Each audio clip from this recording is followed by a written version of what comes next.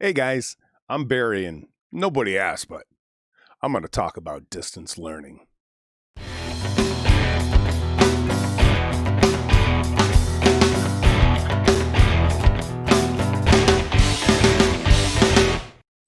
All right, distance learning. Good times.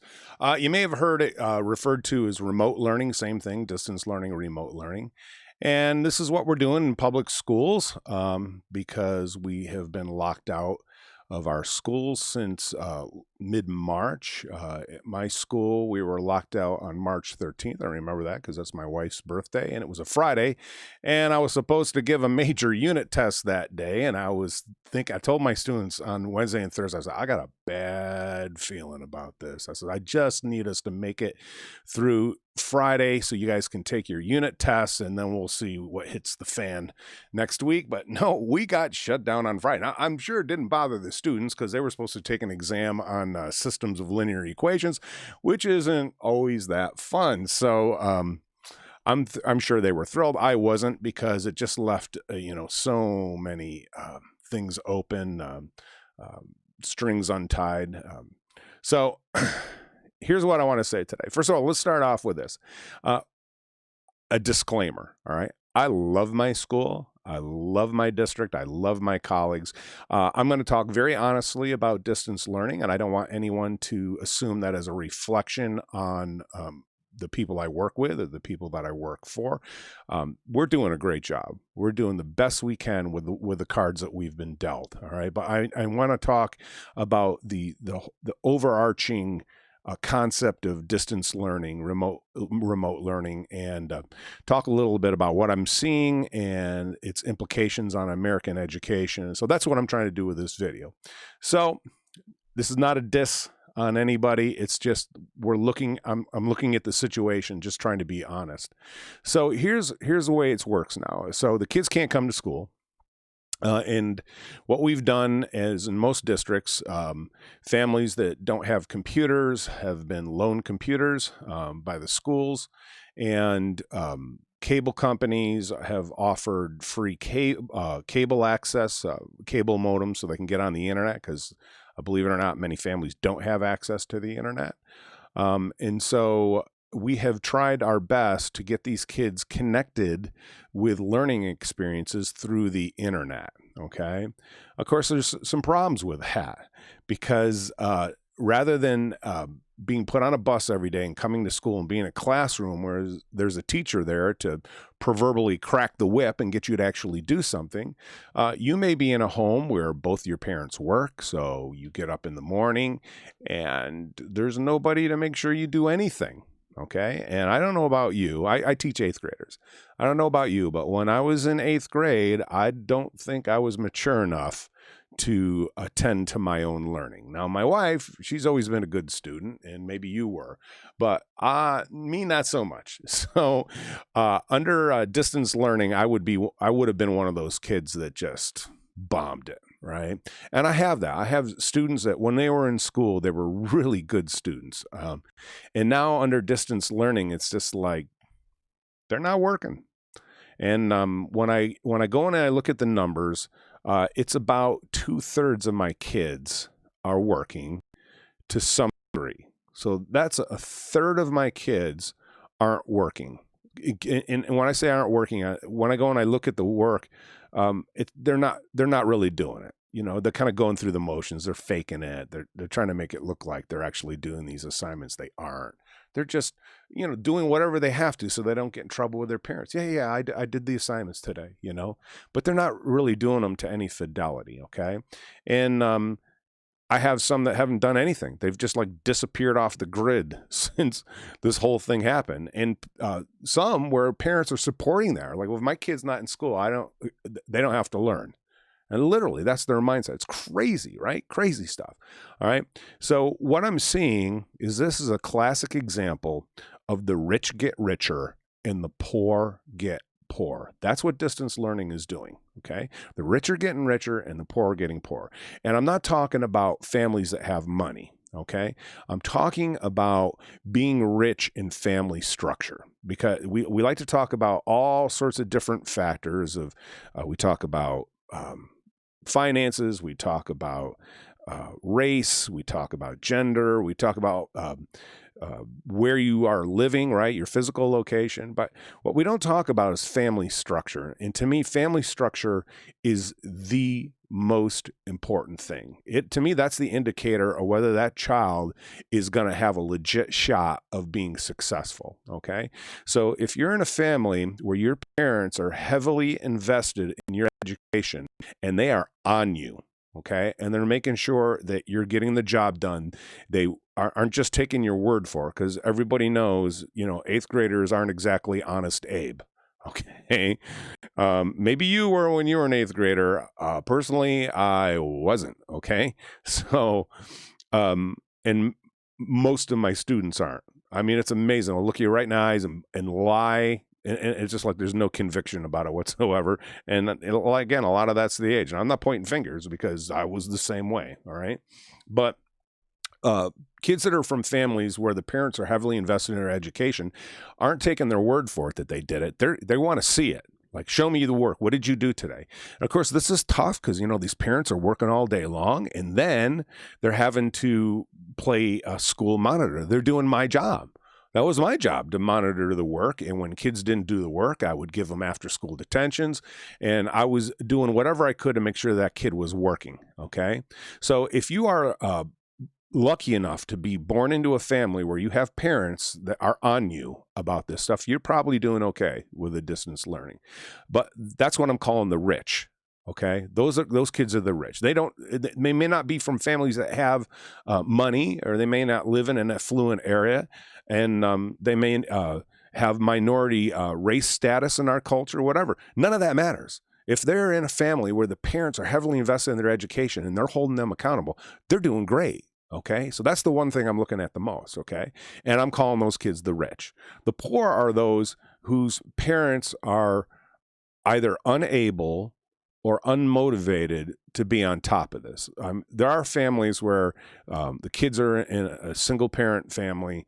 The parents are working. The parent is working multiple jobs, and oftentimes they're on opposite schedules. The parent has to work like a swing shift or a late night shift or something like that. Okay. And even with this lockdown, you've got parents that are still going to work because they're working industries that are essential workers, healthcare or whatever. So the lockdown hasn't necessarily helped. All right. In terms of like having a parent around to check up on you, or maybe your parent doesn't care. Maybe it's like one of those families where it's just like, well, if my kid isn't in school, that's your job to teach him, blah, blah, blah. I'm not doing it. I'm not doing your job for you. Right. And so the kid has done nothing for months. Right. They're just falling behind everybody else. Okay. So that's the report of the current situation. Okay. The level of learning has gone. It's a mess. All right. These kids are not learning nearly enough. I used to have an hour and a half math class every day, and now I give them between 30 minutes and 45 minutes of work. That's my guideline. Okay. I'm not allowed to test them. And this is from the state, not from my district. So I'm not allowed to test them and give them hard grades like that, because that's considered socially unjust because of the disparity of what I just talked about. Some kids are coming from families where they have an advantage because they have a strong family unit, and other kids are coming from families that they don't have a strong family unit. So if we're assigning numbers to all this work they're doing, and that's considered unjust. And so if you're a student and your work isn't being graded, why are you doing it? Unless you have a parent that is forcing you. All right. So we're in a situation where at the end of the year, most districts, the kids aren't even being given grades. Right. It's basically a pass-fail thing. Either you pass or you don't. And this is going to be a little bit like the Oprah Winfrey Show. I've talked to numerous teachers from numerous districts, and it's basically all the same, that they don't want to hold kids back because, again, it punishes those kids that are from what I'm terming poor families, okay, where there's a low family structure, okay. Those kids are getting penalized through no fault of their own, and the kids that are from strongly structured families are prospering, okay. And so basically it's going to be kind of like the Oprah Winfrey Show, where it's like they reach under their seats and you get a car and you get a car and you get a car. Everybody gets a car, right? And so it's like, you go to ninth grade, you go to ninth grade. Hey, everybody's going to ninth grade. So it's kind of this this joke that I saw based on the old Drew Carey show. And it's a, I'm not signaling out Massachusetts. It's happening all over the country, but Massachusetts distance learning, the education where everything is made up and the points don't matter. And so clearly this is a problem going forward. All right. So let's talk about whether we're going back to school in the fall. All right. Because that's the big question. You know, are we going back to school in fall? They're already canceling events in August. All right. Over the whole COVID thing. So people are saying, are we going back to school? Are we going back to school? And no district has said anything official. But and I didn't get this from my district, but from other districts, they're talking about January, guys. January. Okay. And here's why. Let me show you what the CDC put out. Okay. So the CDC, which is part of the Trump administration, put out this guideline about how to get back to school. All right. And so it says the purpose of this tool is to assist administrators in making reopening decisions regarding K through 12, blah, blah, blah. All right. So this is what we're supposed to be using. Okay, so if you look over here, it says, should you consider opening? It says, will opening be consistent with applicable state and local orders? In other words, are the governors saying, hey, yes, we're going to open the schools?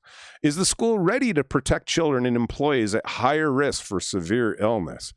Okay, so that means our older teachers. Is the school ready to protect children and employees at higher risk for severe? So this would be children with pre-existing respiratory illness issues and employees that are older or have prior conditions. Okay. How you protect these people in school, I have no idea what they even mean by this. And are you able to screen students and employees upon arrival for symptoms and history exposure? I can tell you how this works. I have a friend who works for Walmart, and every day that she shows up to work, they ask her a list of questions about how she's feeling, has she had any various health symptoms, diarrhea, coughing, whatever, right? So she has to answer this questionnaire, and if she answers affirmative to any of them, she gets sent home. And then she gets shot with a temperature thing, one of those infrared temperature guns. And if she has anywheres of any kind of elevated temperature, she's going home. So I assume it's going to be the same kind of a deal here, where if you come to school, they screen every single student, every single employee to get into that building. And my question is, how long is that going to take? Okay, buses are arriving in the morning, and you have to screen every single student and every single teacher and every single para and everybody, all the staff people, the custodial staff and the maintenance staff and the cafeteria. I mean, it's mind-boggling. How is that going to happen? Okay. So it says if any of these are no, right? You see this right here? If any of these are no, you're not going to open. Okay, so let's assume that somehow they figure this out. They are able to hire an army of healthcare professionals to screen us all and get us into school in less than 2 hours. Let's just say, okay? Well, so here's the next thing. These are recommended health and safety actions in place. Our recommended health and safety actions in place. So promote healthy hygiene practices such as hand washing and employees wearing a cloth face covering. Employees wearing a cloth face covering. Like, if you're listening to me in this video, like, how many times do I stumble over my own fat tongue, right? I mean, can you imagine me in a classroom with a cloth covering trying to communicate mathematics to my students? Because that's what I teach, mathematics. I mean, as it is now, they're like, Mr. Grama, what did you say? Right? Mumble it. Don't jumble it. I mean, I just can't even imagine what that would be like. Okay. Wearing a cloth face mask all day and trying to teach through that. And my students are trying to ask a question. And that's the other thing. You know, like, my ears are smoked from years of working in construction around loud tools. When my students ask questions, I literally have to walk up the row and get close to them and turn my head so that I can hear them clearly. Can you imagine what that's going to be like if they're wearing face coverings? Okay. So intensify cleaning, disinfection, and ventilation. I don't know how you increase your ventilation in the school. The ventilation is what it is. Okay. This next one, encourage social distancing. All righty. So I have 25, 26 students packed into my classroom.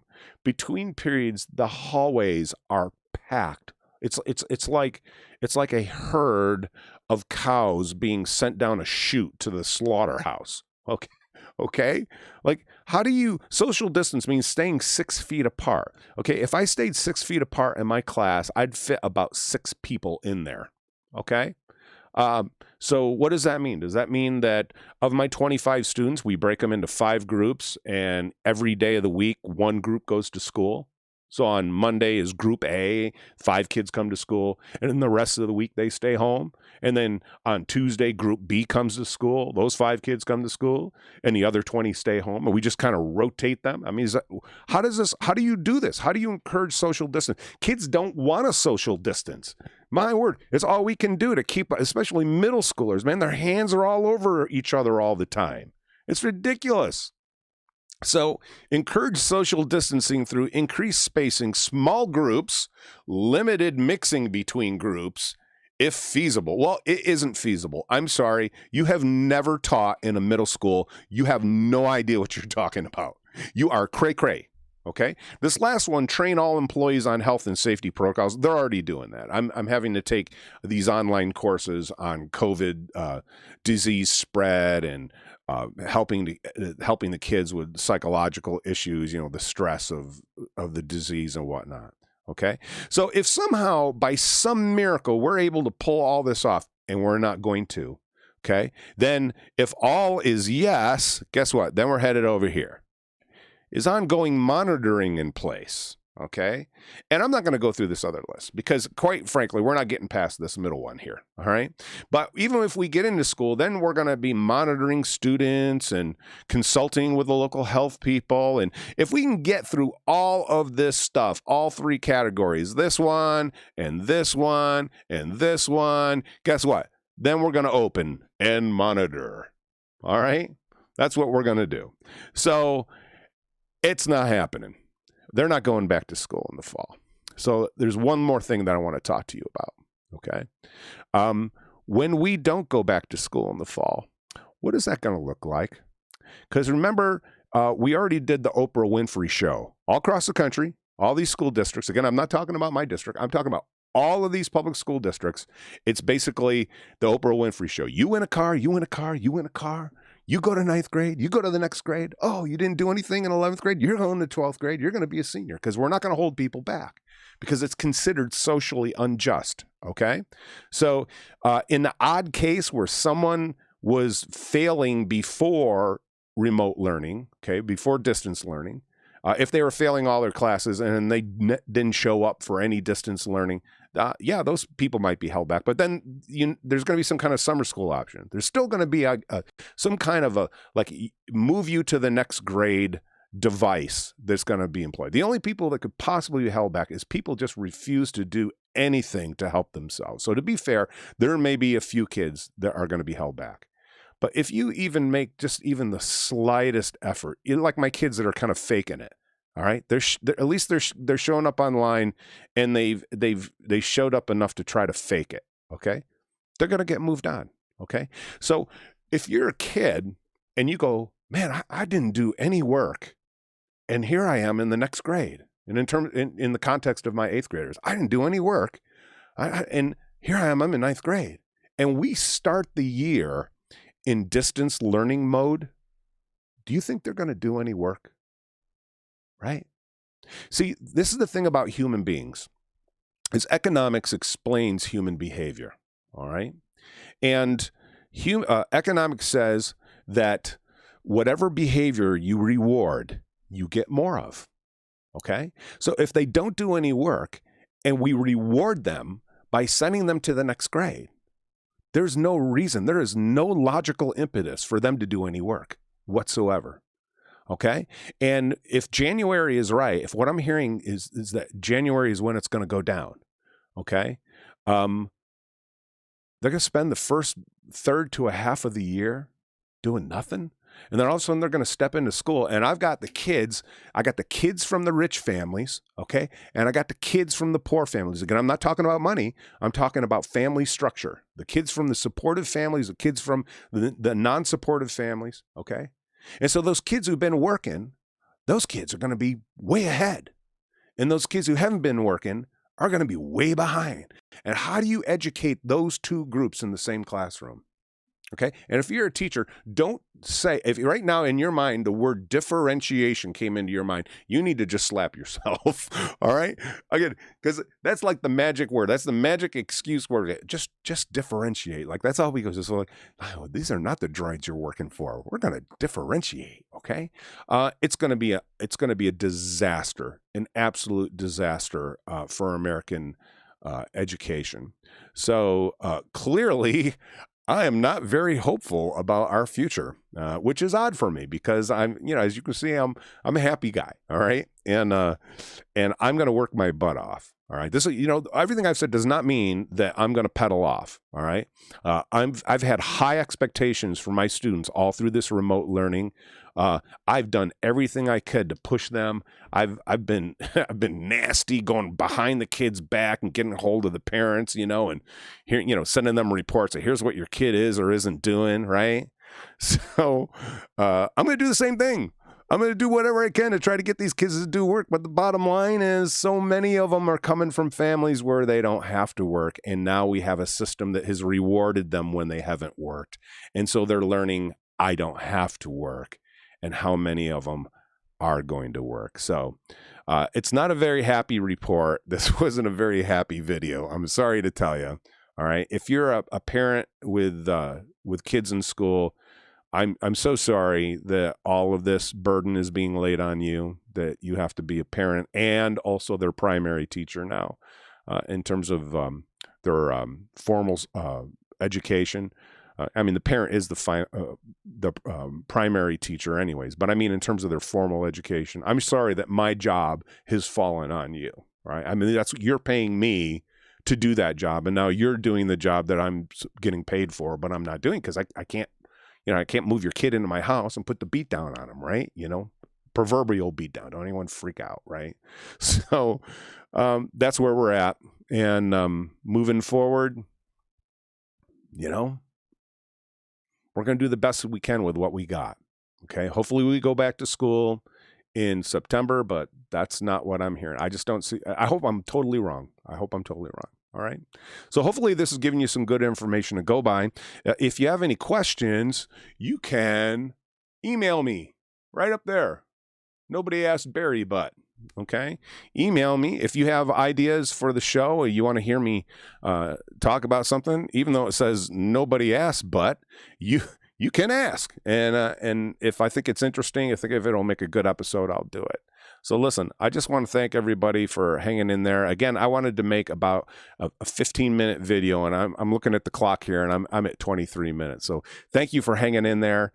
And, we're going to make it. We're going to make it. All right. Peace.